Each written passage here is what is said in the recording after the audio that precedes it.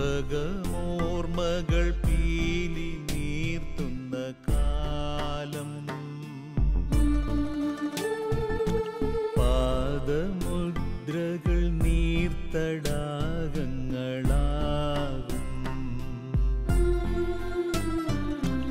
ഇവിടെയോരോ മൺതരിയിലും ജീവൻ തുടിക്കുകയാണിന്ന്. പൂർവഗാമികൾ ചോരതീരായി തന്നതിൻ സുഹൃതം, സുഭഗമോർമകൾ പീലി നീർത്തുന്ന കാലം, പാദമുദ്രകൾ നീർത്തടാകങ്ങളാകും.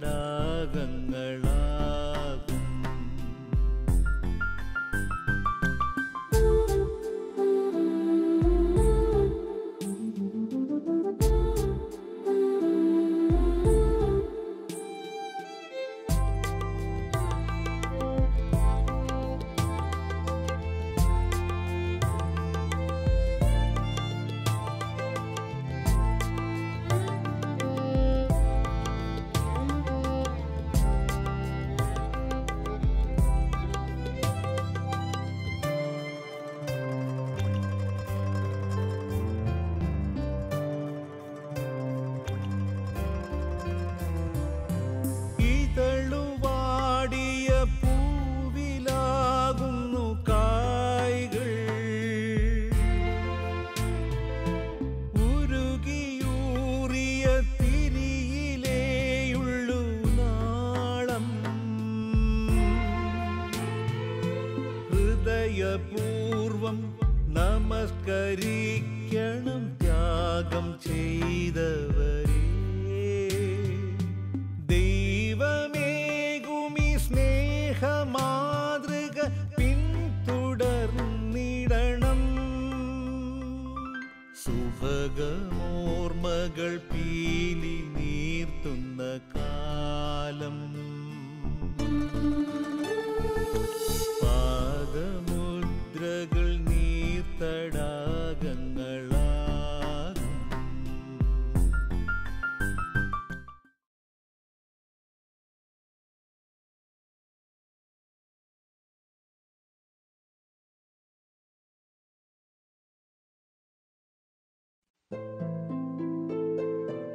ഒരു വൈദികനിൽ നിന്ന് ജനം ആഗ്രഹിക്കുന്നത് എന്താണ്?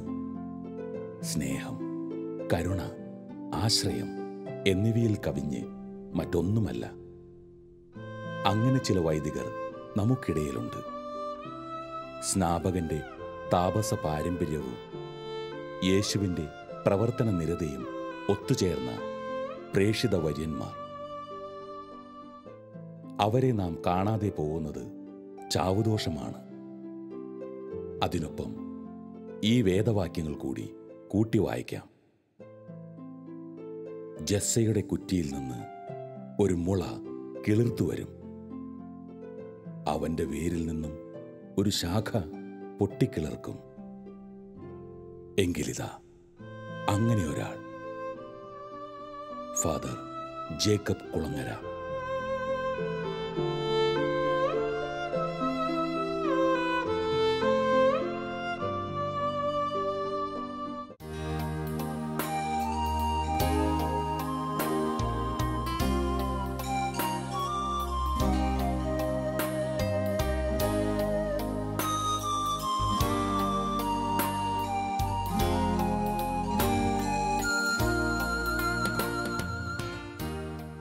മനിലായിൽ നിന്നും മടങ്ങിയെത്തിയ ശേഷം അദ്ദേഹം നിയമിതനായത് മാഹി സെയിന്റ് തെരേസാസ് തീർത്ഥാടന കേന്ദ്രത്തിന്റെ വികാരിയായിട്ടാണ്.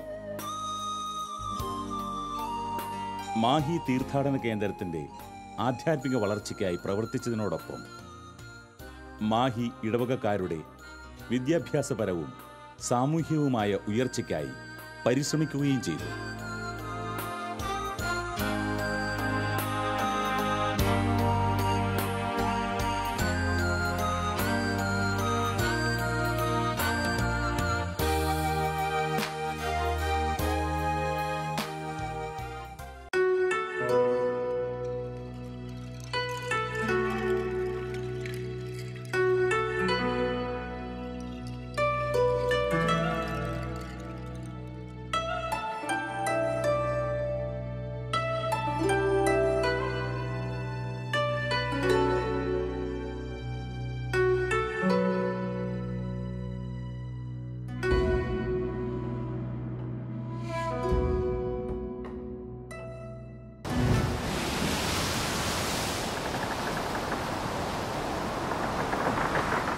കോഴിക്കോട് പിതാവിൻ്റെ അടുത്ത് ഞങ്ങൾ ഇടവകക്കാരായ ഞങ്ങൾ ചോദിച്ച് അന്നത്തെ പിതാവായിരുന്ന മാക്സ്വൽ നൊറോണ പിതാവിനോട് ചോദിച്ച് വാങ്ങിയ ഒരാളായിരുന്നു അന്നത്തെ വികാരിയ ഇന്നത്തെ പറയുന്ന കുളങ്ങര ജേക്കബ് കുളങ്ങര അച്ഛൻ. അന്ന് കോഴിക്കോട് രൂപതൻ്റെ പാസ്റ്ററിൻ്റെ ഡയറക്റ്റായിരുന്ന അച്ഛൻ. ഞങ്ങൾക്ക് ഈ കുളങ്ങര അച്ഛനെ തന്നെ വേണം മയ്യഴിയുടെ മൊത്ത വികസനത്തിനും ഇടവക ജനങ്ങളുടെ വികസനത്തിനും. ഇന്ന് വരെ മയ്യഴിക്ക് ഒന്നും ലഭിക്കാത്തതിൻ്റെ പേരിൽ അങ്ങനെയുള്ള ഒരു അച്ഛനെ തരണം എന്ന് പറഞ്ഞുകൊണ്ട് അന്നത്തെ പിതാവ് ചോദിച്ച വികാരി അച്ഛൻ തന്നെ ഞങ്ങൾക്ക് തരികയും ജേക്കബ് കുളങ്ങര അച്ഛനിടെ ഒക്ടോബർ 7-ാം തീയതി വന്ന് ചാർജ് എടുക്കുകയും അതിൻ്റെ പേരിൽ ഇടവക ജനങ്ങളുമായി നല്ല സഹകരണത്തോടും പാരീസ് കൗൺസിൽ സ്ഥാപിക്കുകയും ആദ്യമായി അച്ഛൻ മയ്യഴിയിലെ ഫ്രാങ്കോ മോത്ത ജോസഫ് മോത്ത എന്നവരുടെ ഭവനത്തിനൊരു വീട് തോമസ് ഫെർണാണ്ടസ് അവരുടെ മകള് ഇന്ന് കന്യാസ്ത്രീയാണ്, തമിഴ്നാട്ടിലെ ഒരു സഭയിലാണുള്ളത്. ആ 2 വീട് മുഴുവനായി അതിനു മുൻപൊക്കെ വീടെടുക്കാൻ വേണ്ടി 1000 കല്ല് മാത്രം മാഹിന്ന് സഹായിച്ചിട്ടുള്ളൂ. പക്ഷേ അച്ഛൻ്റെ അന്നത്തെ ഇത് മനസ്സിൽ വെച്ചുകൊണ്ട് അച്ഛൻ ഈ 2 വീടെടുക്കുകയും അതിനുശേഷം അച്ഛൻ സെൻറ്റ് മേരീസിൽ സ്ഥലം എടുക്കുകയും 10 വീടുകൾ നൽകുകയും സിമിത്തേരി റോഡിൽ ഒരു 4 വീടുകൾ എടുക്കുകയും 4 ക്വാർട്ടേഴ്സ് പണിയുകയും ഇത്തരം കാര്യങ്ങൾ ചെയ്യുകയും ദേവാലയത്തിൽ അച്ഛൻ്റെതായ റൂമുകളൊക്കെ പുതുക്കി അച്ഛൻ്റെ ഡൈനിങ് ഹാള് പുതുക്കി പണിയുകയും മയ്യഴിയിലെ കുട്ടികൾക്ക് വിദ്യാഭ്യാസത്തിനായിട്ട് ആദ്യമായിട്ട് മയ്യഴിക്കാർക്ക് സെൻറ്റ് തെരേസ സ്കൂൾ എന്ന് പറഞ്ഞുകൊണ്ട് ഒരു സ്കൂൾ പണിയാനുള്ള മുൻകൈ എടുക്കുകയും ചെയ്ത കുളങ്ങര അച്ഛനാണ്.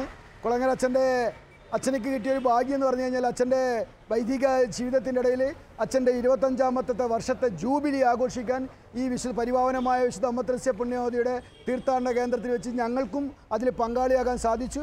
അത് വളരെയേറെ ഭംഗിയായി ഇടവകക്കാരും നാട്ടുകാരും മതമൈത്രി എന്ന പോലെ കാത്തുസൂക്ഷിക്കുന്ന രീതിയിൽ അന്നത്തെ തലശ്ശേരി അതിരൂപത മെത്രാനായിരുന്ന സെബാസ്റ്റ്യൻ വള്ളപ്പള്ളി പിതാവിനെയും കൂട്ടിയിട്ടായിരുന്നു ഞങ്ങൾ അന്നത്തെ അച്ഛൻ ജൂബിലി കൊണ്ടാടിയ സമൂഹ സദ്യയൊക്കെ വെച്ചിട്ട് അങ്ങനെ ഒരു ഭാഗ്യം അച്ഛനിക്ക് ലഭിച്ചു.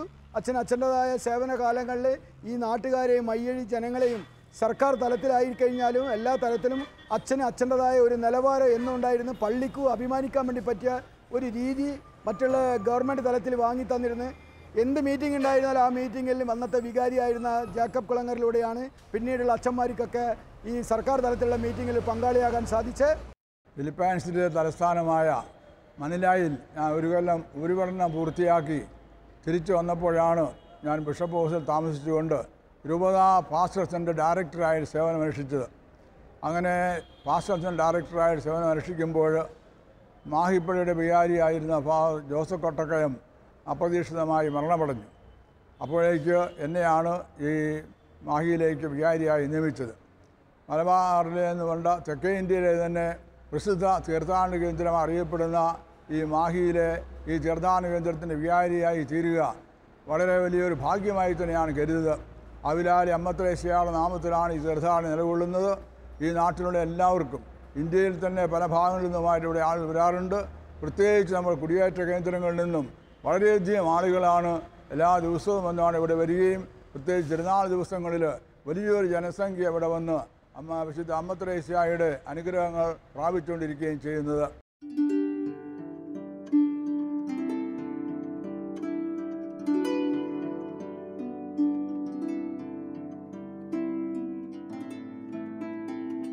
മാഹിയുടെ വിവിധ ഭാഗങ്ങളിലായി സ്ഥലം വാങ്ങി പാവപ്പെട്ട കുടുംബങ്ങളെ തിരഞ്ഞെടുത്ത് അവർക്ക് താമസിക്കുവാൻ വീടും സ്ഥലവും കൊടുത്ത് അവരെ സഹായിച്ചു.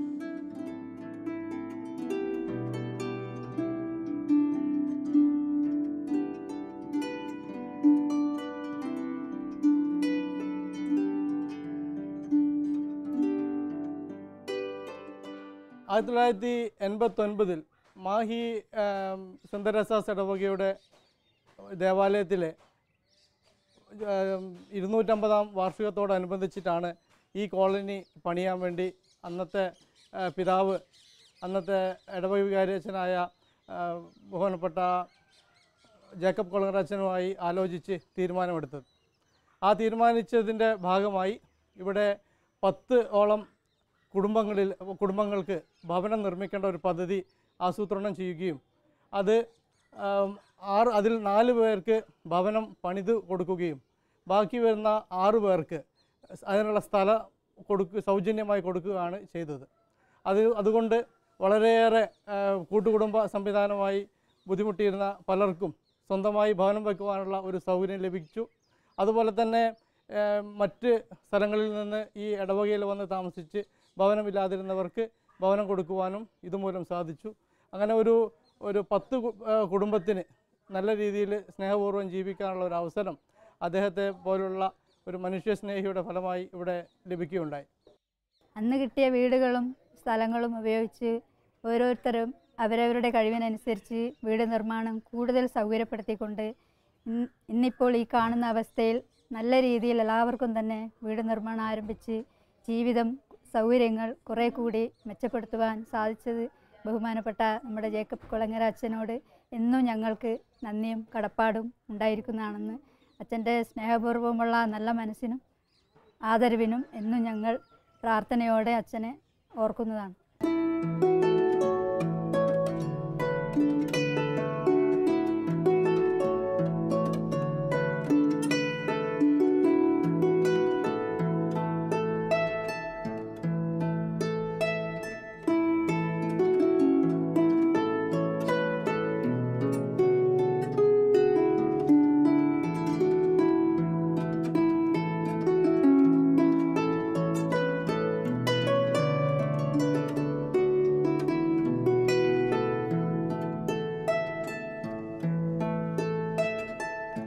അതിനുശേഷം എൻ്റെ ശ്രദ്ധ തിരിഞ്ഞത് ഇവിടെയുള്ള പാവപ്പെട്ട ഇടയിലേക്കാണ്.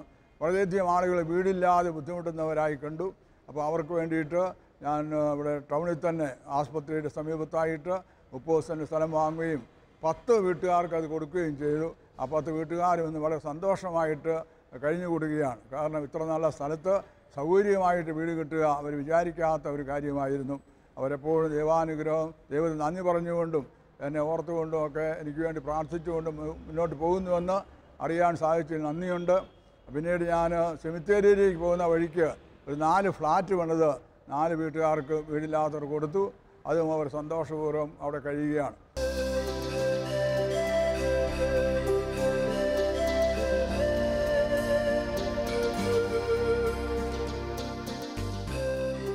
ചാലക്കരയിൽ സ്ഥലം വാങ്ങി അവിടെ സ്കൂൾ പണിയുകയും Saint Teresa's English medium nursery and LP school ആരംഭിക്കുകയും ചെയ്തു.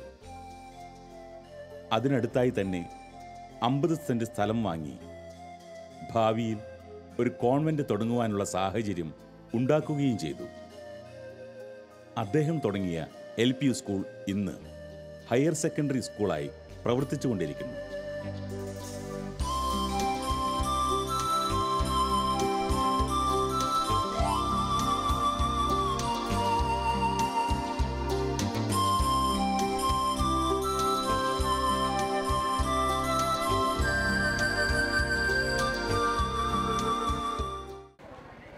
ആദ്യമായി ഞാൻ ദൈവത്തിന് നന്ദി പറയുന്നു. ഫാദർ കൊളങ്കര മാഹിയിൽ വികാരിയായിരിക്കുമ്പോൾ ഈ ചാലക്കര ഭാഗത്ത് ഒരു സ്ഥലമെടുക്കുകയും നഴ്സറി സ്കൂൾ തുടങ്ങുകയും ചെയ്തു. 2 വർഷം കൊണ്ട് LP സ്കൂളായി തീർന്നു. ഇപ്പം തുടർന്ന് ഹയർ സെക്കൻഡറി വരെ എത്തിച്ചേർന്നു. അതിന് ആ സമയത്ത് തന്നെ അച്ഛൻ ഒരു സെൻറ്റ് തെരേസ ക്വാർട്ടേഴ്സ് 4 വീടുകൾ നിർമ്മിച്ചു, പാവപ്പെട്ടവർക്ക് കൊടുത്ത്. അതിലൊരംഗമാണ് ഞാൻ, എൻ്റെ കുടുംബവും. അച്ഛൻ്റെ ഈ നല്ല മനസ്സിന് ഞാൻ എന്നും നന്ദിയുള്ളവളാണ്. എൻ്റെ ജീവിതത്തിൽ അച്ഛനാണ് എനിക്ക് അന്നം തന്നതെന്ന് എനിക്ക് ഉറപ്പാണ്. എൻ്റെ ബുദ്ധിമുട്ടിൻ്റെ സമയത്ത് വളരെ ആശ്വാസവും സമാധാനം നൽകിയ ഒരു അച്ഛനാണ് നമ്മുടെ കൊളങ്കര അച്ഛൻ. ഈ ഏരിയയിൽ എല്ലാ വീടുകൾ സന്ദർശിക്കുകയും ഓരോ വീട്ടിലുള്ള ബുദ്ധിമുട്ടുകളും ഓരോരുത്തരെ പരിചയപ്പെടാനുള്ള വളരെ ആഗ്രഹത്തോടെ അച്ഛൻ ആ സമയങ്ങളിൽ ചെലവഴിച്ചിരുന്നു. ഞാൻ സെൻറ്റ് തെരേസാസ് പള്ളിയുടെ വികാരി ആയിരുന്നപ്പോൾ ഇവിടുന്നൊക്കെ കുട്ടികൾ അവിടെ വന്ന് പഠിച്ചിരുന്നു, ആവേല സ്കൂളിൽ. അപ്പോൾ ഓട്ടോറിക്ഷയിലും ഒക്കെ ആണ് വന്നിരുന്നത്. വളരെ ദൂരത്തു നിന്നാണ് കുട്ടികൾ വന്നിരുന്നത്. അവരുടെ പേരൻസ് അവരെ കൊണ്ടുവരും. അങ്ങനെ പല സ്ഥലത്തു നിന്നും കുട്ടികൾ വന്ന് വളരെ ബുദ്ധിമുട്ടി അവിടെ വന്നിരുന്നു. അങ്ങനെ ഇരുന്നപ്പോൾ ഞാൻ വിചാരിച്ചു, ഇത്രയും ദൂരത്ത് നിന്ന് ഈ കൊച്ചു കുട്ടികളൊക്കെ വരുന്നത് എത്ര പ്രയാസമാണ്, അവരുടെ പേരൻസ് എത്ര ബുദ്ധിമുട്ടുന്നുണ്ട്. അങ്ങനെ ഇരുന്നപ്പോഴാണ് ഞാനിവിടെ ചാലക്കര 1 ഏക്കർ സ്ഥലം വാങ്ങിയിട്ട് ഇവിടെ ഒരു സ്കൂൾ ആരംഭിച്ചു. അപ്പോൾ ഞാൻ ഇന്ന് നിങ്ങളെ എല്ലാവരെയും ഒന്ന് കാണണം, നമ്മുടെ സ്കൂളൊക്കെ എങ്ങനെയുണ്ട് എന്ന് കാണാൻ വന്നപ്പോൾ നിങ്ങളെല്ലാം നല്ല ഉഷാറായിട്ട് ഡാൻസ് ചെയ്യുന്നു, കളിക്കുന്നു, പാടുന്നു അല്ലേ. അപ്പോൾ എനിക്ക് വലിയ സന്തോഷം തോന്നി. കാരണം ചെറിയ തോതിൽ ആരംഭിച്ച ഈ സ്കൂള് ഇന്ന് സിസ്റ്റർമാരുടെ ഉത്സാഹം കൊണ്ടും പ്രയത്നം കൊണ്ടുമെല്ലാം ഇത് വളരെ മനോഹരമായ ഒരു സ്ഥാപനമായി ഉയർന്നിരിക്കുകയാണ്. ഇവിടെയുള്ള ആളുകൾക്ക് ഞാനിവിടെ തുടങ്ങിയപ്പോൾ ഭയങ്കര സന്തോഷമായിരുന്നു. ഇവിടെ നാട്ടുകാർക്ക് അവരെല്ലാവരും, ഞാൻ ഓട്ടോറിക്ഷ വന്ന് വരുമ്പോൾ എല്ലാവരും വരും. എന്നിട്ട് ഞാനിവിടെ പണി നോക്കുകയാണ്. കെട്ടിടം പണിയെല്ലാം നോക്കിക്കഴിഞ്ഞ് പോകാൻ നേരത്ത് അവർ തന്നെ ഓട്ടോറിക്ഷ പിടിച്ചോണ്ട് വരും. ഞാൻ കാത്തിക്കേണ്ട ആവശ്യമില്ല. പക്ഷേ പിടിച്ചാൽ ഞാൻ ആക്കും. പിന്നെ ഇതിൻ്റെ ഉദ്ഘാടനത്തിന് അവരെല്ലാവരും കൂടിയാണ് ഈ സ്ഥലമൊക്കെ ഡെക്കറേറ്റ് ചെയ്തത്. ഈ നാട്ടുകാരെല്ലാവരും വന്നിരുന്നു. ഞങ്ങളുടെ ഉദ്ഘാടന യോഗത്തിൽ പങ്കെടുക്കാനായിട്ട് ബിഷപ്പ് വന്നിരുന്നു, ബ്ലസ് ചെയ്യാനായിട്ട്. അപ്പോൾ അവരെല്ലാം പറഞ്ഞു, ഞങ്ങളുടെ നാടിന് അച്ഛൻ നൽകിയ വലിയൊരു അനുഗ്രഹമാണ് ഈ school.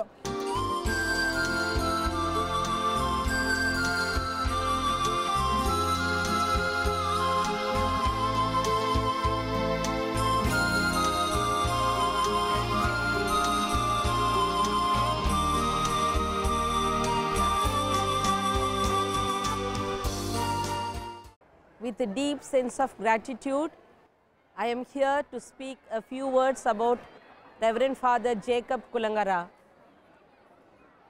This year, our school, St. Teresa's Higher Secondary School, is completing 25 years of service in the education field.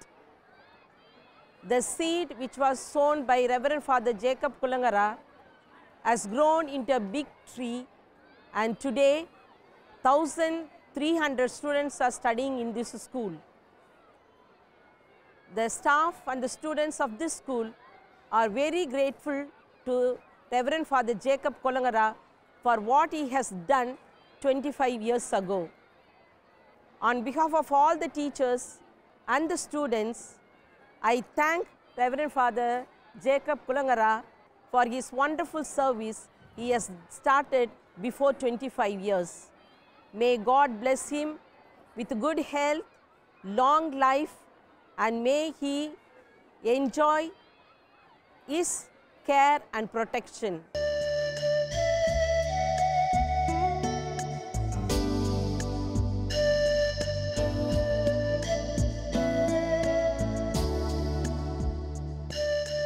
മാഹിയിൽ നിന്നും അദ്ദേഹം കോഴിക്കോട് സെയിൻറ് ജോസഫ് ചർച്ച് വികാരിയായി നിയമിതനായി. കോഴിക്കോട് നഗരത്തിൻ്റെ ഹൃദയഭാഗത്തുള്ള ദേവാലയം എന്ന നിലയിൽ വളരെ തിരക്കുള്ള ഇടവകയായിരുന്നെങ്കിലും ഭക്തജനങ്ങളുടെ ആധ്യാത്മിക കാര്യങ്ങൾക്കായി അദ്ദേഹം എപ്പോഴും സംലഭ്യനായിരുന്നു.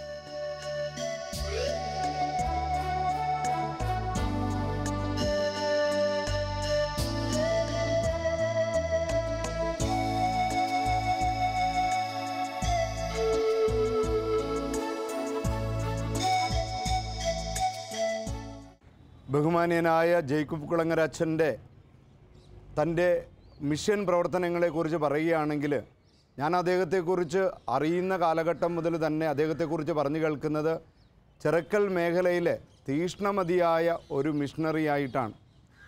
അദ്ദേഹം കിലോമീറ്ററുകളോളം നടന്ന് പല സ്ഥലങ്ങളിൽ പോയി കുർബാന ചൊല്ലുകയും ആധ്യാത്മിക കാര്യങ്ങളിൽ മാത്രമല്ല ശ്രദ്ധ പതിപ്പിച്ചിരുന്നത്, ഭവനങ്ങൾ നിർമ്മിച്ച് നൽകുവാനായിട്ട്, പാവപ്പെട്ട പെൺകുട്ടികളെ കെട്ടിക്കുവാനുള്ള സഹായങ്ങൾ നൽകിക്കൊണ്ട്, പാവപ്പെട്ട കുട്ടികളെ പഠിപ്പിക്കാനുള്ള സഹായം നൽകിക്കൊണ്ട്, അതുമാത്രമല്ല അതും കൃത്യമായിട്ട് എത്തുന്നുണ്ട് എന്ന് അച്ഛൻ ഉറപ്പുവരുത്തിയിരുന്നു.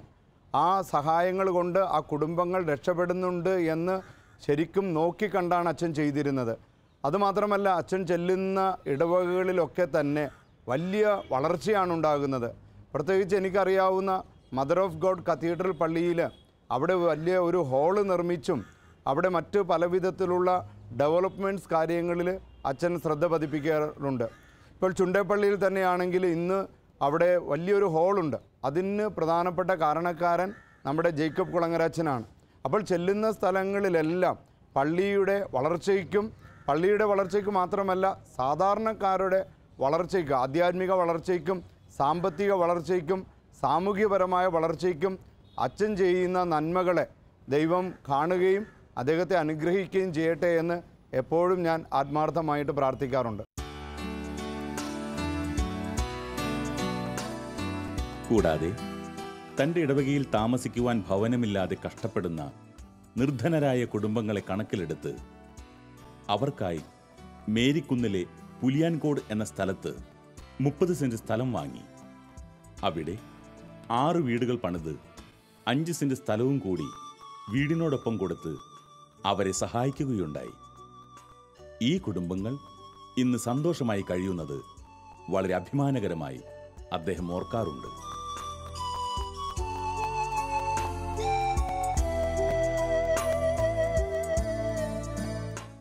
ഞങ്ങൾ 3 കുട്ടികളാണ്.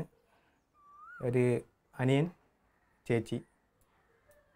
എൻ്റെ ജോലി എന്ന് പറഞ്ഞാൽ ഡ്രൈവറാണ്, ഒരു സ്കൂളിലെ ഡ്രൈവറാണ്. ഞങ്ങളുടെ ഇടവകയിൽ അച്ഛൻ 5 വർഷം സേവനം അനുഷ്ഠിച്ചിട്ടുണ്ട്. ഫാദർ ജേക്കബ് കുളങ്ങര അച്ഛൻ നല്ല സേവനമായിരുന്നു. പാവങ്ങൾ ഞങ്ങളെല്ലാവർക്കും നല്ല അച്ഛൻ സഹായം ചെയ്തിട്ടുണ്ട്. അച്ഛനാണ് ഞങ്ങൾക്ക് 6 വീട് ഇവിടെ പാവപ്പെട്ടവർക്ക് വേണ്ടി നിർമ്മിച്ചു തന്നിട്ടുണ്ട്. അതിലൊരു വീട് എൻ്റേതാണ്. ഞാൻ ചെറുപ്പം മുതലേ അച്ഛൻ്റെ ഒരു കാരുണ്യത്താൽ വളരുന്ന ഒരാളാണ്. ഒരു 5ാം ക്ലാസ്സിൽ പഠിക്കുമ്പോഴാണെന്ന് തോന്നുന്നുണ്ട് ഞാനന്ന് ചെറുതായിരുന്നു അച്ഛൻ വീട് തന്നത്. ഞങ്ങൾക്കന്ന് വീടില്ല. ഞങ്ങളെല്ലാവരും കൂടി ഒരു ഓലമേല ഷെഡിൽ അംഗമായിരുന്നു. അങ്ങനെയാണ് എൻ്റെ അച്ഛനും അമ്മയും കുളങ്ങര അച്ഛനെ പോയി കാണുന്നതും കുളങ്ങര അച്ഛൻ്റെ അനുഗ്രഹത്താൽ ഞങ്ങൾക്കൊരു ഭവനം കിട്ടുന്നതും. അത് ഞങ്ങൾക്ക് വളരെയേറെ സന്തോഷമുണ്ട്. ഇന്നും ഞങ്ങൾ നല്ല സന്തോഷത്തോടെ ഭവനത്തിൽ ജീവിക്കുന്നു. എന്നെ വയനാട്ടിൽ നിന്ന് കല്യാണം കഴിച്ച് കൊണ്ടുവന്നതാണ്. പിന്നെ ഒരുപാട് കഷ്ടപ്പാടിലൂടെയാണ് ഞങ്ങൾ ജീവിച്ചു വന്നത്. ഞങ്ങൾക്ക് മക്കളൊക്കെ ചെറുതായിരുന്നു. ഭർത്താവ് മരിച്ചുപോയി. ഇന്ന് 15 വർഷമായി. പിന്നെ അങ്ങനെ വളരെ കഷ്ടപ്പെട്ട് ജീവിക്കുകയായിരുന്നു. മക്കളെ പഠിപ്പിക്കാനൊന്നും യാതൊരു മാർഗ്ഗമില്ലായിരുന്നു. അപ്പോൾ അങ്ങനെ ഇരിക്കുമ്പോഴാണ് ഒരു ദിവസം ഞങ്ങളിങ്ങനെ പള്ളിയായിട്ട് ഇങ്ങനെ ബന്ധപ്പെട്ട് അന്ന് വലിയ പരിചയമൊന്നുമില്ലായിരുന്നു. പള്ളിയായിട്ട് ഞാൻ കല്യാണം കഴിച്ച് വന്ന സമയമായിരുന്നു. പിന്നെ എവിടെ പോകണം എങ്ങനെ പോകണമെന്നൊന്നും യാതൊരു മാർഗ്ഗവും എനിക്കറിയില്ലായിരുന്നു. അങ്ങനെ പള്ളിയിൽ പോകും, തിരിച്ച് വീട്ടിലേക്ക് വരും. അത്ര ഉള്ള ഒരു ഇതേ ഉണ്ടായിരുന്നുള്ളൂ. അങ്ങനെ കുറേ അങ്ങനെ കഴിഞ്ഞപ്പോഴാണ് ഈ കുളങ്ങരച്ചൻ, അതിനു മുമ്പ് വേറൊരു അച്ഛനായിരുന്നു കുളങ്ങരച്ചൻ അവിടെ വികാരിയായിട്ട് ചാർജ് എടുക്കുന്നത്. അപ്പോൾ എല്ലാവരും പറയും ഭയങ്കര നല്ല അച്ഛനാണ്, എന്ത് സഹായവും അച്ഛൻ ചെയ്തു കൊടുക്കും, ആർക്കും ചെയ്തു കൊടുക്കും, അങ്ങനെയൊക്കെ പറഞ്ഞാൽ ശരിക്കും ഞാൻ അച്ഛനെ കാത്തിരുന്നു. അച്ഛൻ വരുമ്പോൾ ഞങ്ങൾ ആ പള്ളിയുടെ വാതൊക്കെ ഇങ്ങനെ കാത്തിരുന്നു. അങ്ങനെ എല്ലാവരും പോയി കഴിഞ്ഞ് അച്ഛനൊക്കെ സംസാരിച്ച് അങ്ങനെ അച്ഛൻ അവിടെ എനിക്ക് പാരിഷ് ഹാള് അടിച്ചു വരാനായിട്ട് തന്നു. അങ്ങനെ പള്ളിയിലെ പണി ചെയ്യും, പാരിഷ് ഹാളിലെ പണി ചെയ്യും, പിന്നെ സ്കൂളിലെ പണി ചെയ്യും. അങ്ങനെ അച്ഛൻ്റെ ഒരു അനുഗ്രഹത്താൽ അന്ന് ഞങ്ങൾക്ക് വലിയ ബുദ്ധിമുട്ടില്ലാണ്ട് അങ്ങോട്ട് ജീവിതം മുന്നോട്ട് പോകാൻ തുടങ്ങി.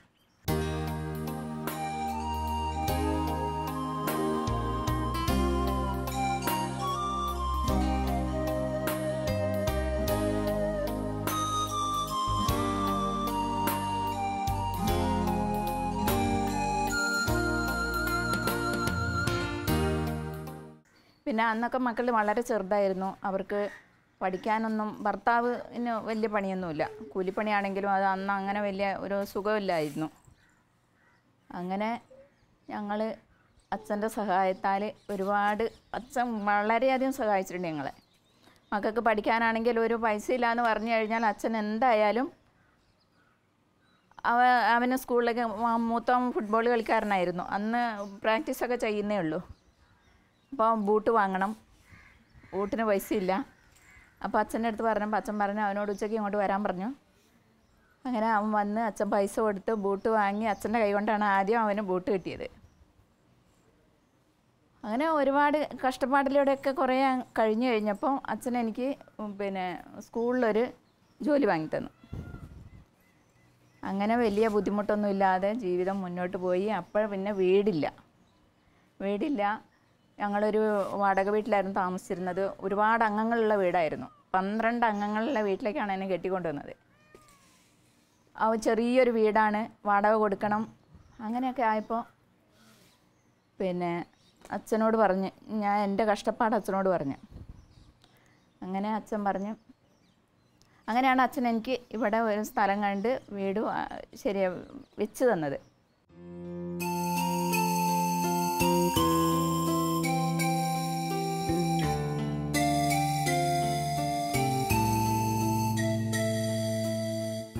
അഹ്റോനും ലേവി ഗോത്രത്തിനും അപ്പുറമാണ് ക്രിസ്തുവിൻ്റെ പൗരോഹിത്യം. അവൻ സമസ്ത ജനപദങ്ങൾക്കും വേണ്ടിയാണ് പുരോഹിതനായത്. പുരോഹിതനെന്നാൽ ഭക്തന്റെയും ദൈവത്തിൻ്റെയും വിനീതദാസൻ. അവനെ അനുഗമിക്കുന്നവർ അങ്ങനെയാവണം. വേശ്യകൾക്കും അടിമകൾക്കും ദരിദ്രർക്കും വേണ്ടിയാണ് അവൻ ബലിയായത്. ഇനി കുഞ്ഞാടിൻ്റെ ചോര വീണ് ഈ ഭൂമി മലിനമാകാതിരിക്കട്ടെ.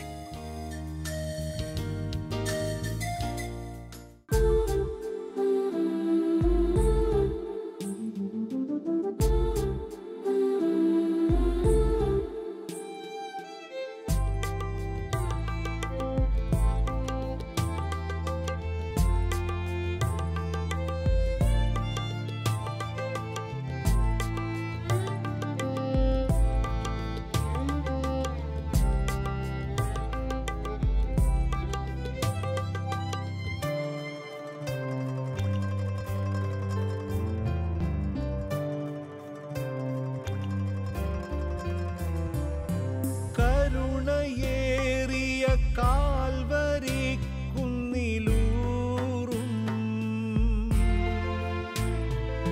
സ്നേഹവായ്പുകൾ പങ്കുവച്ചവരല്ലേ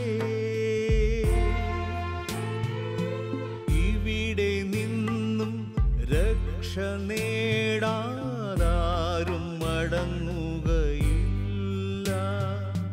പാപമോചനം യേശു ചിന്തിയ ചോരതൻ വിജയം. സുഭഗമോർമകൾ പീലി നീർത്തുന്ന കാലം.